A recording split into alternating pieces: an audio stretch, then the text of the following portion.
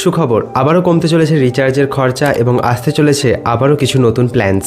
তো কি এই খবর সমস্তটাই বলবো আজকের ভিডিওতে।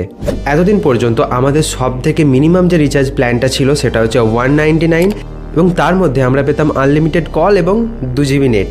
এর ফলে আমাদের কাছে শুধুমাত্র কল করার জন্য কোনো রকম রিচার্জ প্ল্যান ছিল না।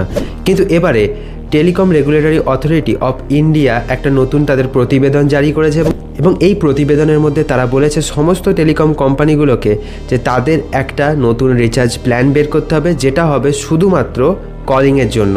তার ফলে যারা কলিংয়ের জন্য শুধুমাত্র ফোনকে ইউজ করে, যেমন আমাদের বাড়ির কোনো বৃদ্ধ লোক বা আমরাও অনেক সিমকে কিন্তু চালু রাখার জন্য শুধুমাত্র কলিংয়ের রিচার্জটা করে সিমটাকে চালু রাখি। এতদিন পর্যন্ত আমাদেরকে এটার জন্য মিনিমাম 200 টাকা রিচার্জ করতে হতো। এবার থেকে সেটাও আর করতে হবে না, কারণ আসতে চলেছে নতুন রিচার্জ প্ল্যান এবং এর ফলে এই রিচার্জ প্ল্যানটা কিন্তু অনেকটা কমে যাবে। তার ফলে আমাদের অনেক